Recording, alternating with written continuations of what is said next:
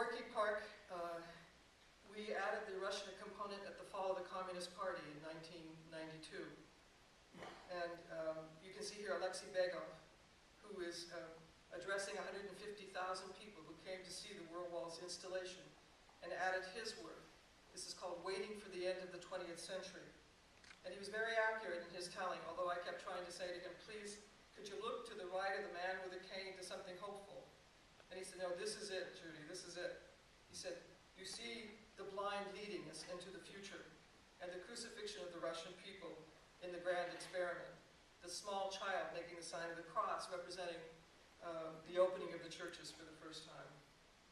Here is the babushka preparing us for our opening in Gorky Park in the installation. There was a beautiful site in the middle of the park.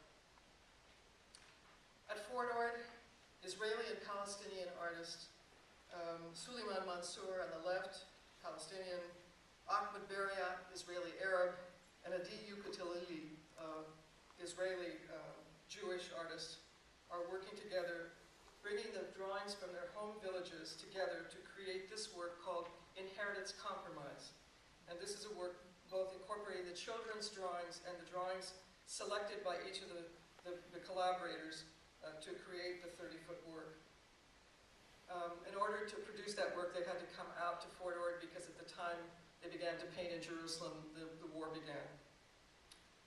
This work is the Mexican contribution, the creative force of the unwoven, which was in progress in this image by Marta Oropuresa and Ramirez and Patricia Guijano, who are two artists that created a work about the condition of women in Mexico exactly at this moment. The center image is the woman of Actial with the figures on her from Chiapas.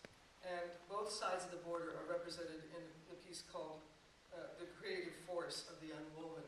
This work was shown in El Museo de Ciudad in DF in 2007 in this installation. The current work in progress is a work by Canadian artists. And they are using a working title. The imagery is not made yet.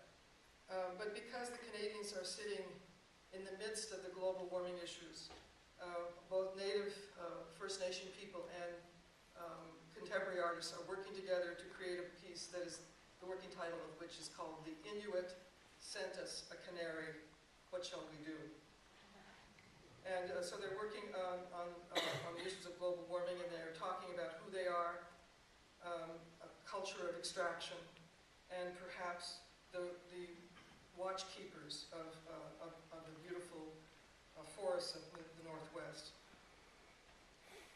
This is a view of our flights over in seaplanes to look at the clear cuts in the furthest northern territories of Canada. We took a trip into Haida Gwaii, into the Queen Charlotte's this last summer together to determine the content of the work.